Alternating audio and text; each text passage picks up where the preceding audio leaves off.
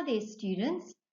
It's really wonderful to be able to connect up with you again in doing our next unit with you, which is on Reuben Feuerstein's theory of structural cognitive modifiability. Now, this particular unit is a rather large unit, so we've made the decision to divide it into 3 sections, parts A, B, and C, and the other reason is also to lessen the time so that we spend a bit of time on each unit rather than bombarding you with too much information. I want you to take note of the reading for part A. It's only a couple of the pages of the chapter that you need to do for this particular unit, which is in your course reader. At times, you're going to be asked to pause your presentation to enable you to make your own notes along the way, because there will be questions asked along the way, and they will either be discussed in the presentation itself after you've paused it and you've started it again, and then we will discuss it, but otherwise we're going to discuss it in a Zoom feedback session. I don't personally feel that it is very educationally wise to provide everything in a PowerPoint, and I think it's really important, as we learned in Unit 1, for a person to be able to see information and hear information at the same time. So more helpful as guidance on your assignment will be given once parts A, B, and C have been discussed fully and the activities have been concluded. Now, as we can see in this slide, we're talking about Reuben Feuerstein as a person. He was a psychologist who began his work in the 1950s, and he worked, in fact, throughout his entire life, right up until his death in 2014. So when I first started lecturing on Feuerstein, in fact, many years ago, he was actually still alive and still continuing with his work, which is amazing. He gave so much to society over that period, and it all really started off with his work in the 1950s, a response to integrating the many Jewish children who were orphaned and who were survivors of the Holocaust back into society through the appropriate psychological and educational care.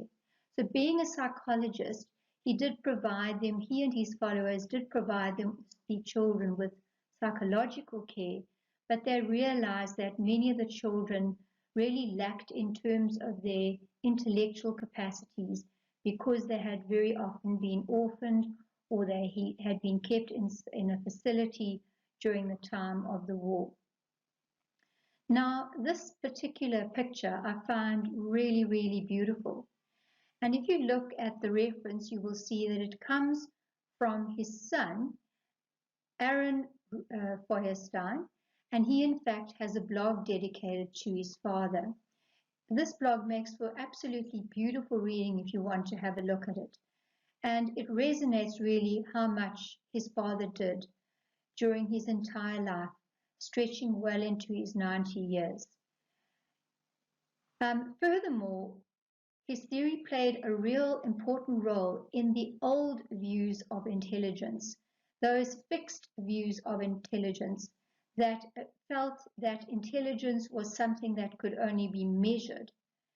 And they challenged this view because they, in fact, were able to do this through their work, where they showed that a person of any age, whether it's a child or even as a young adult or older, anyone of any age with any kind of apparent lack of ability, even a learning disability, can change in terms of what they were able to do cognitively, even so much as to changing the neurological pathways in their brain.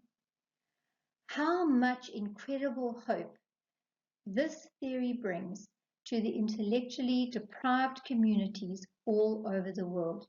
To me, it is a life-changing kind of theory. Feuerstein and his followers conducted studies in many countries and languages, and thereby they expanded their work all over the world. His work extended well into the 21st century, and much work could be further proven through advances in science over time. It would be relevant to go into the Feuerstein's Institute website to read more about Feuerstein himself and what he and his followers have achieved in the Feuerstein Institute website, which is the one that I provided to you on this page here, www.ikelp.info/en/. The en is important because the en indicates that it's in English, because I'm quite sure you'd rather read it in English than in any other language. It's available in many languages. The Institute still exists today and still continues the work that Feuerstein started many years ago.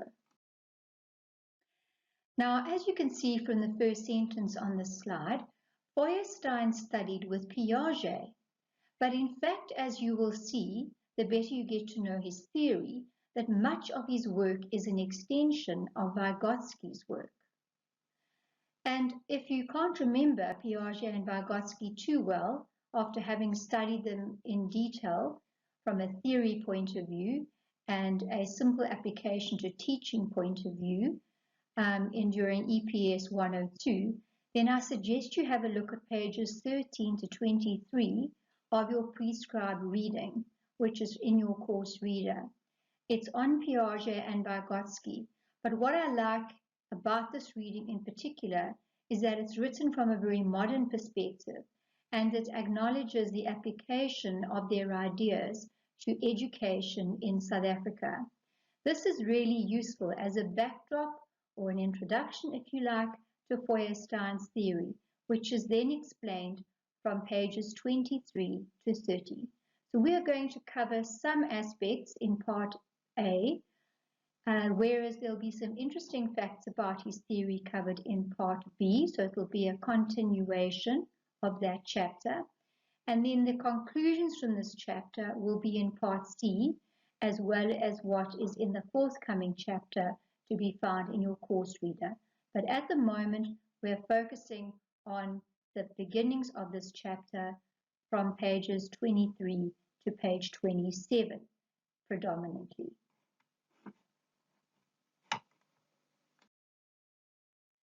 Now, at the top of the slide, it talks about Feuerstein's contribution to the field of cognitive development, and it includes, most importantly, research of communities both inside and outside of Israel. In fact, he researched almost worldwide, using the native languages of the countries, allowed his work to be shared with so many different cultures, communities, and countries all over the world. His ideas on the mode of developing children's thinking skills can be seen in these countries where these ideas are implemented. And included in those countries, I may tell you, are many, many African countries, including South Africa. We move on now to discussing the 5 primary principles of Feuerstein's theory, which are going to be covered from parts A to C of the presentations that are to come. And the first one is the development of a theory of structural cognitive modifiability, which we're going to abbreviate as SCM.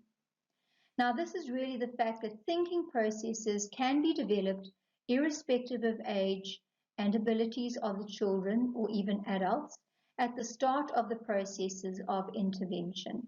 They're not as fixed as Piaget suggested and not as age-linked as he seemed to suggest in his theory. The second principle speaks about the importance of focusing on the building of cognitive functions, or rather thinking processes.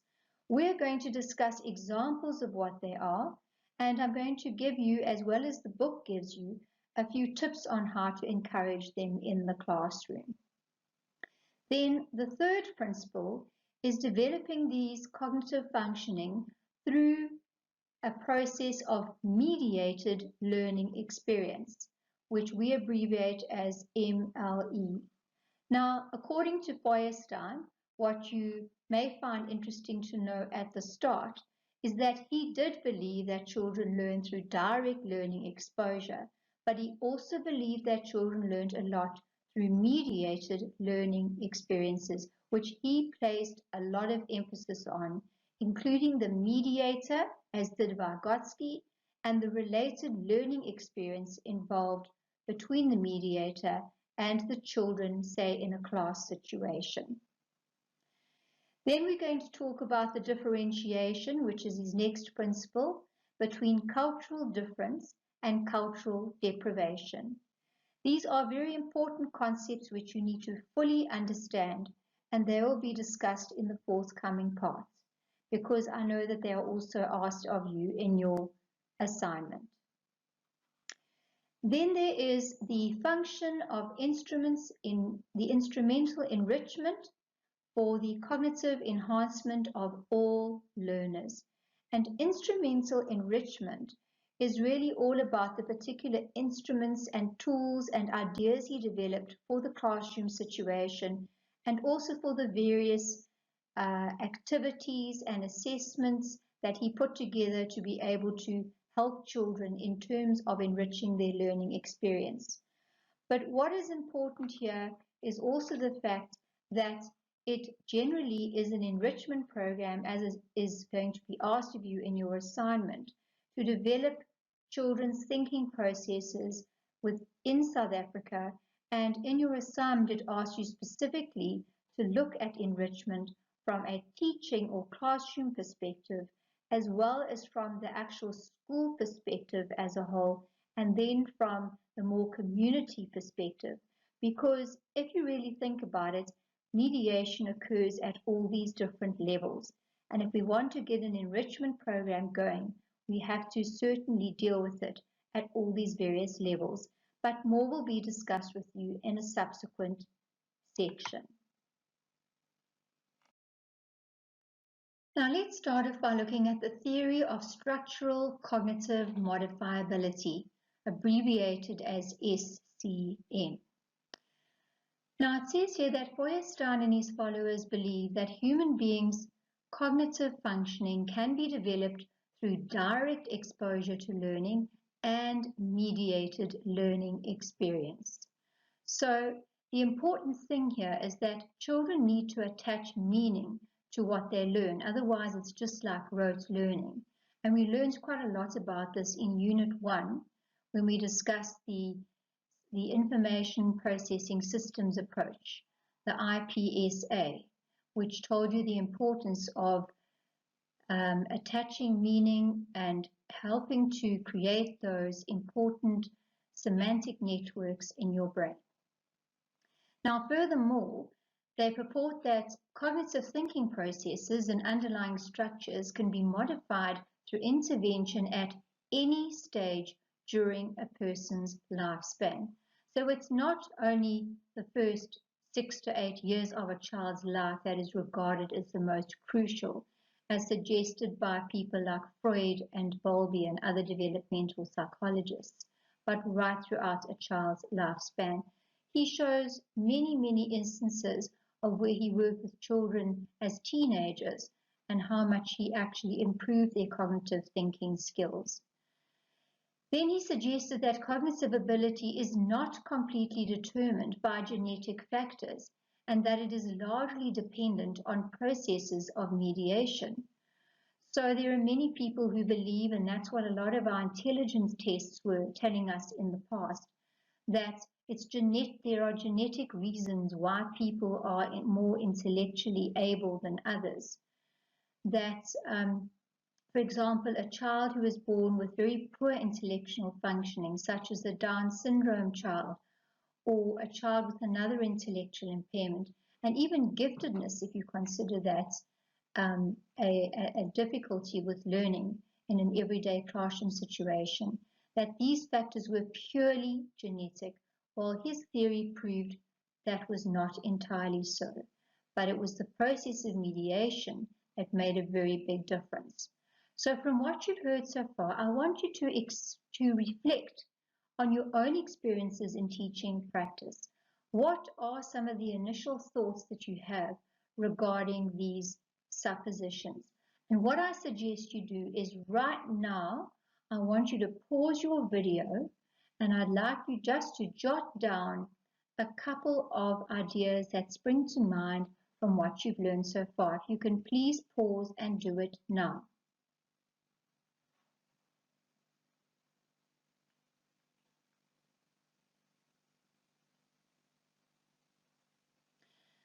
Well, I assume you've had your pause, you've jotted down a couple of ideas, so some thoughts are already going through your minds. And I want you to think about some of these things. Perhaps I might point out a few things you thought about. Perhaps there are many, many others that you thought about as well. But to my mind springs the Montessori classroom as a really good example, because certainly the FP students will be very aware of what happens in a Montessori classroom. That's where enrichment is really very important. And children are very often left in a classroom that's rich with opportunities rather than being so teacher directed. Children can actually interact with a lot of the activities within their own realm and within their own time. And they are set up in such a way as to really enrich the children's lives. If we think about Piaget as another example, well, he believed in the direct experience from interaction with the environment was the importance issue here. And if we look at Vygotsky, he believed the importance of mediation with specifically important individuals in that child's life, and that this assisted in the laying down of the important understandings that help the children develop in their thinking processes in the future. If we didn't believe in the whole idea of mediation and that mediation can make a difference, well, quite honestly, people, would there be teachers? Think about it. What's the role of the teacher but to be a mediator between what is supposed to be learned, how it is going to be learned, and the child, him or herself, within the classroom situation. But if you have any other ideas, we will certainly give you an opportunity. So keep this point highlighted in your own notes. We will discuss it in our Zoom feedback sessions.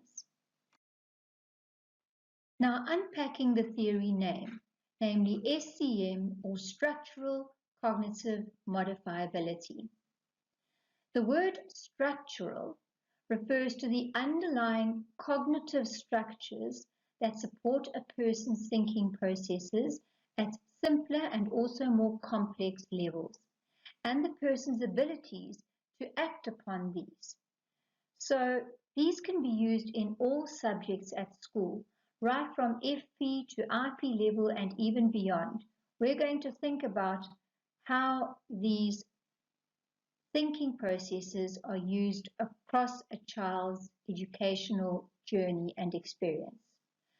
Cognitive means, as it says, it has to do with thinking processes and functions, and modifiability is emphasizing the fact that these structures and cognitive processes are modifiable through the appropriate intervention of key persons in the child's life and environment, such as parents, teachers, and other educational professionals. Even peers, in some instances, can play a role in helping to modify a child's thinking processes when they work in a group situation. It is only later on that we're going to look at the neurological change as also being linked to the thinking processes involved. Now, what Feuerstein did was he classified a number of these key cognitive functions or thinking processes that he believed to be essential for thinking and for learning. And we're going to have a look at some of them just now. It was through this that he and his followers were able to identify an individual's strengths and difficulty, whilst at the same time acknowledging that cognitive functions worked in a coordinated fashion in reality. Now, what's important to note there, please, is I'm using the words strengths and difficulties. I don't personally like the word weakness, because to me it's a very diagnostic kind of term. And a difficulty gives more of the idea that a difficulty can in fact be overcome, which I firmly believe in myself. But in reality, although we'll be looking at them individually, they do work in a coordinated function in children's everyday thinking processes within their different subjects. Now at the top of this page you can see a quote by Reuben Feuerstein himself, which says, "If you are not prepared to look at your pupils' strengths, don't touch their weaknesses." Now, as I've just said in the preceding slide, I prefer to use the term difficulty because somehow that gives you the idea that it can be adjusted or changed or modified in some way. But based on the above quote, I want you to answer the following question. If you can think back to what you learned last year in INE 302, that lends itself to understanding the meaning behind this quote of Feuerstein. So right here again, I'd like you to pause your video for a moment, pause this video and jot down a couple of ideas, what you can remember in INE 302 that has anything to do with the quotes above. And then you will, once you've jotted them down, you can join the video again.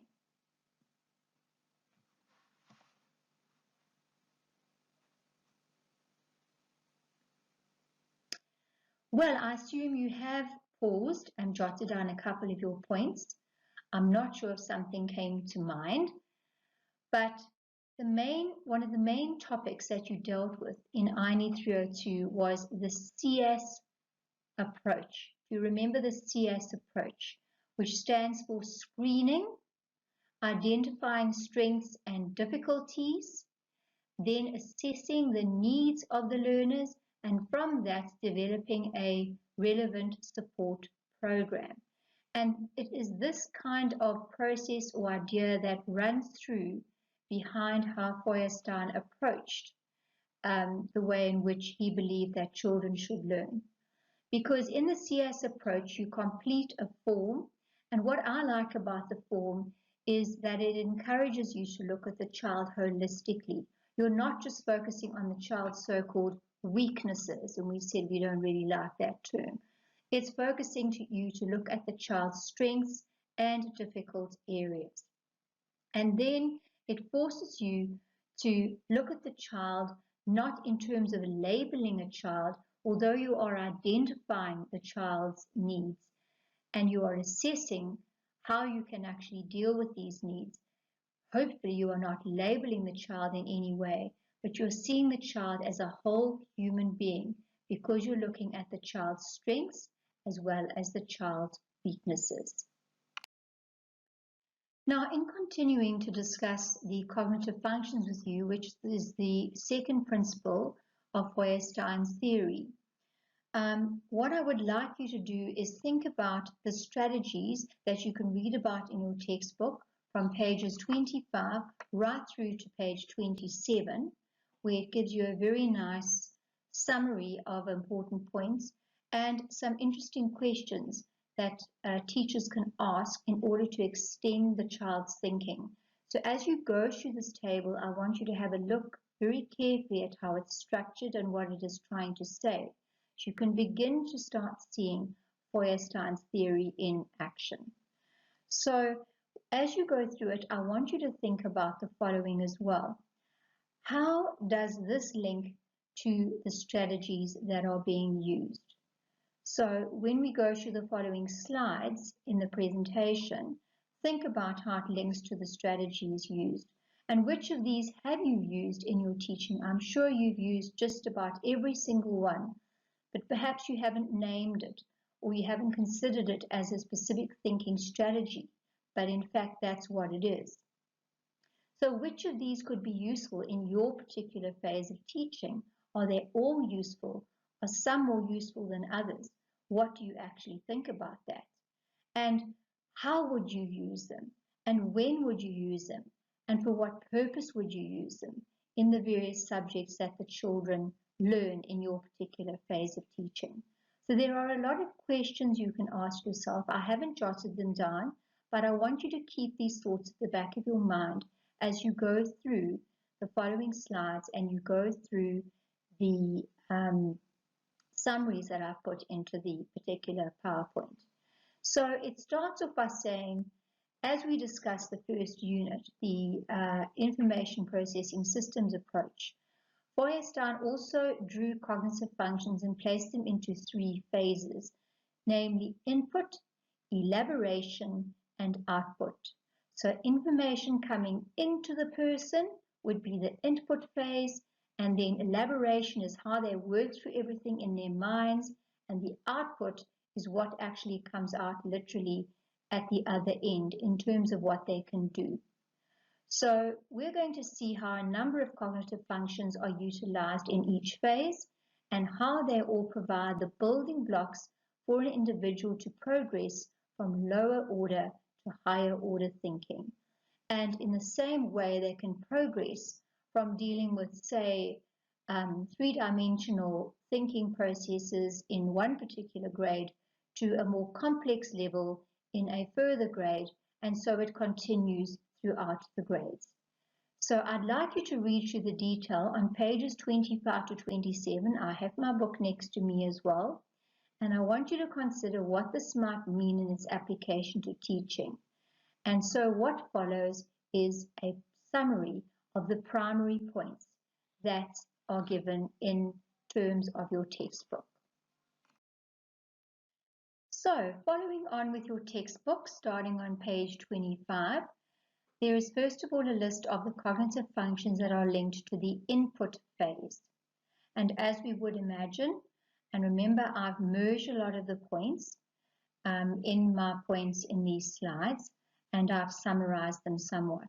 There would be a clear perception through the use of the senses, as we learned about in the IPSA in Unit 1, using a very systematic step-by-step plan to explore a situation, attaching meaning to the understanding of words, which occurs in the IPSA in the working memory, using information from many different sources and understanding concepts related to time, space, and sequencing, and comprehending relationships between these concepts. I really like the questions that are given in your textbook, and I'm going to read from one or two of these now. So it's things like, what can I hear? What can I see? Have I listened carefully? Have I got all the data systematically in my mind? Do I understand the exact meaning of what's being said? And how many ways is this information presented? What else must I look at to really get the information that I need? Can I describe the sequence that's been outlined to me? Should I turn left or right or wherever to reach my destination? And how does this whole thing fit together? Do I understand the relationship between these various different points? This really makes for very interesting reading, and I think it's worthwhile for you to go into the comments in your textbook in a greater detail. Now we move on to the cognitive functions related to the elaboration phase. And here we're dealing with things that I think you're very aware of in your own teaching, is the importance of being able to define a problem and following a proper problem-solving approach. In the process, one might need to start using abstract thinking, and one would do more so as the grades and the phases progress. Making spontaneous comparisons without being prompted, this can happen after intervention after some time. And connecting current learning to prior learning, which is a very important part of the learning process in laying down those semantic networks and showing how all the pieces of information interlink with each other. Broadening the mental field by placing aspects of a concept into order in the mind and summarizing the information to aid recall. This all also involves engaging in hypothetical thinking, so thinking of inferences and drawing conclusions from the information being presented. And again, I really like the questions that have been set in your textbook, such as, is there a clear problem? And what do I need to know to solve the problem? Can I picture this in my own mind? What will happen if I compare these two things? I imagine what will happen. Can I picture in my mind how these two things are connected? How were they connected last time? Could this be adjusted from new things I've learned?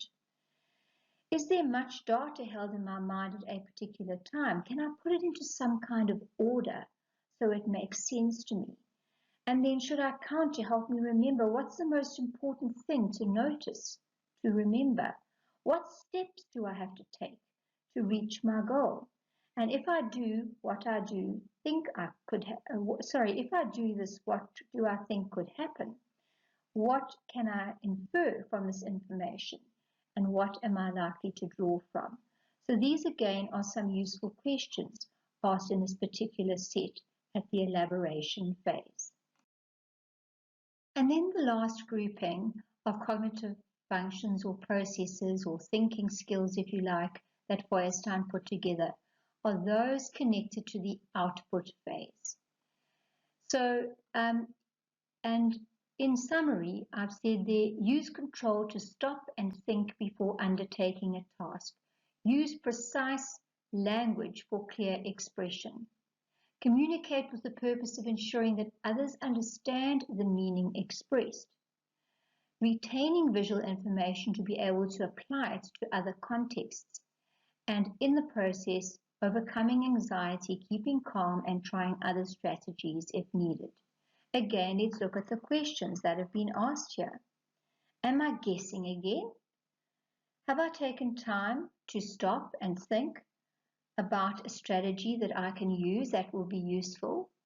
Is this the right word to use right now? How could I say this to be clearer if I'm explaining it to other people?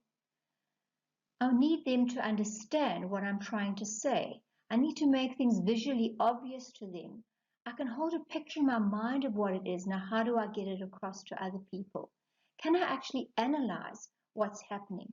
Will I be able to look at this model again?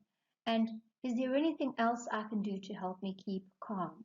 Is there anything else I can do to try to do this so that I don't get bogged down by all these particular activities that I need to engage in?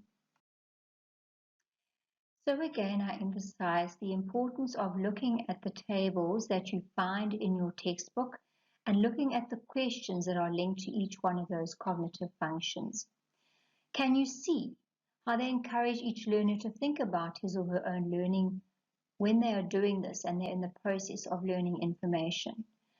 Now, the term metacognition, which we haven't discussed yet, but metacognition is about understanding how we think and what strategies would be best to undertake a particular task.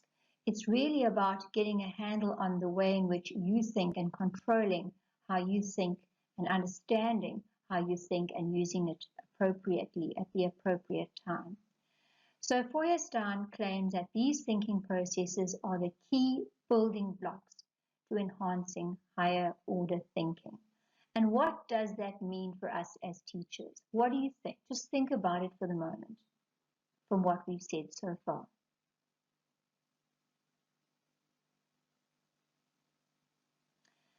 Well, I'm sure after thinking about it, you realize that all of these thinking processes are interlinked from grade to grade and phase to phase. And the only way we can get to higher order thinking is by going through the various phases and grades and types of learning that bring us towards that point. And that is in fact why primary school education is really very important. Unfortunately, good primary school education is lacking in some sectors of our community. So the children don't necessarily have a good base on which to learn when they enter into high school. And then maybe their high school teaching or learning experience isn't as helpful.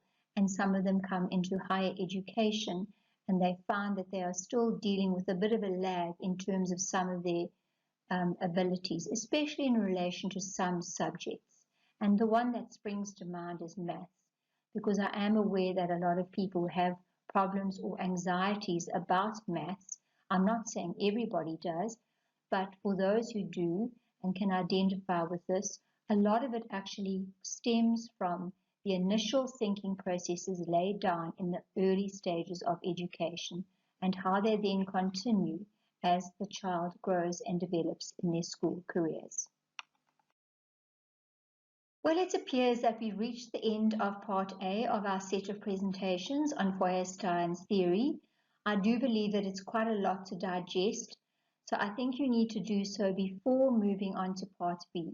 Make sure you're very familiar with everything that's been discussed in this presentation and you've kept up with the readings as suggested so that you are ready for the next section that is to come. Thank you so much for listening, and we'll see you very soon.